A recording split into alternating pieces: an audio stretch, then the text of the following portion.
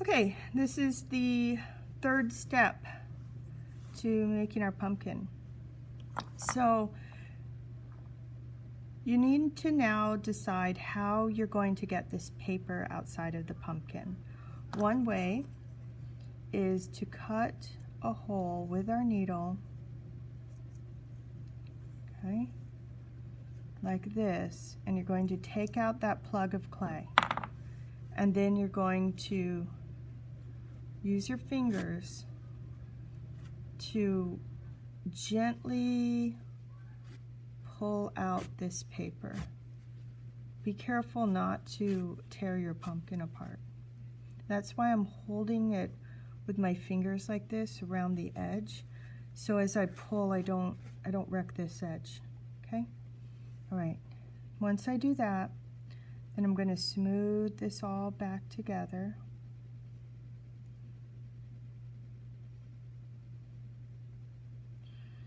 Clay always needs to have, it needs to be hollow like this, and it needs to have the inside able to have an air hole to the outside.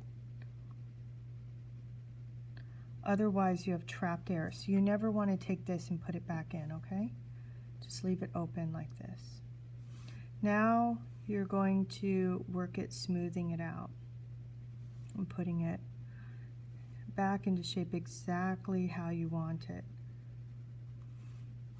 And you're going to write your name on the bottom here. Not your initials, write your name. So what I have to do is I have to take my fingers and kind of flatten it out an area so I can write my name, okay? And then that's how you finish up the pumpkin. The other option is to cut a lid that's going to come off. So what you're going to do is I'm going to use my needle to trace around just to decide where I want this cut to happen, because I want it fairly even around there.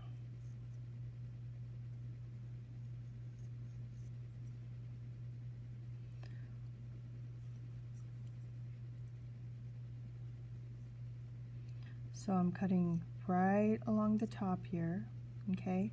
But where it hits the leaf, right here, I'm going to go down and make a little notch around where the leaf is. I'm going to smooth out where I don't want to cut. And that notch will help the lid from sliding around. Okay.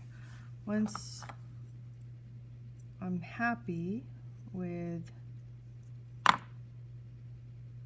where I want the lid cut, then I'm going to take my needle and I'm going to cut through, but I don't want to cut vertically like this, okay? I want to take my needle and I want to drag through. So I don't want to ruin my clay too much. And this is going to go up, right there, go around, okay. Once I've cut through, then I gently want to check and make sure that my lid is going to come off, that I've cut all the way through, all the way around. Okay, whoops, okay. And then there's my lid. And then I can pull out my paper. All right, now you want to go back and you want to smooth out these edges.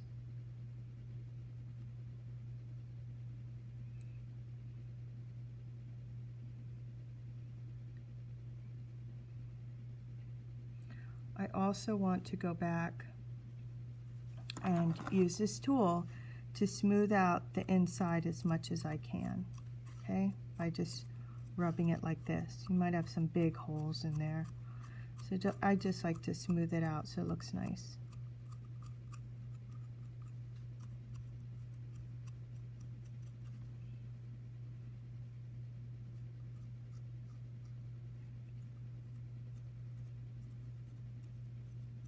So this is the part that takes a lot of time.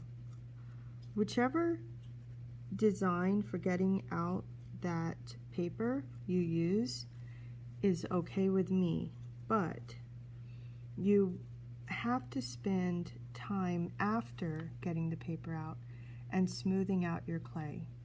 This is where many people, this is what they don't do, and that's why they end up unhappy with their clay projects. And it's because this clay seems smooth when it's wet, but the clay, all this water will evaporate out of the clay, and what you're left with are just all the clay particles, and those clay particles are not as smooth. So what you're doing when you're rubbing your clay like this and smoothing it out is you're aligning all those clay particles together so that the surface is as smooth as you can make it. And you want to do this also because as you work with the clay, it's going to become drier and drier because your hands are absorbing water. And also the air, the clay is evaporating, the water is evaporating into the air. So that's what you actually want. You want this clay to stiffen up, get hard so it's not so wet, smoothing out any kind of indentations or little holes or little bumps, getting off all those little clay particles that happen when using clay. Okay, and then your lid you also want to smooth out. You want to still make sure it all fits, so you don't want to change it, you just want to smooth it out. So you're going to have to be constantly checking your lid to make sure it still fits.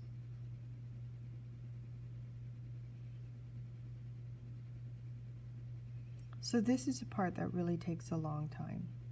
It's not making it, it's the finishing it up part.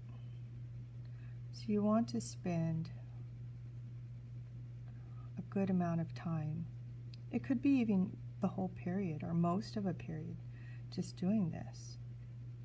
Don't rush things made in clay. You'll be much happier with the results. Okay, then I want to check and make sure that, here I made my little divot there, that this all fits. Okay, so if it doesn't fit, I can take my clay, I can still squish it, right? I can smooth it out. I can take this part off, make sure it's, you know, I can squish it in like this, push it back down.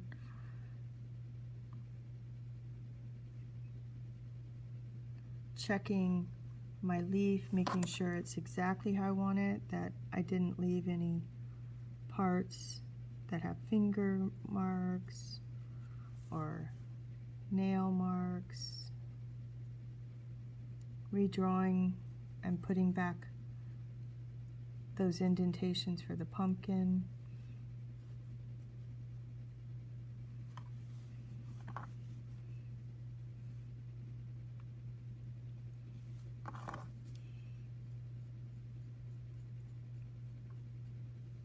So this is where I want to really encourage people to spend time making it as perfect as you can.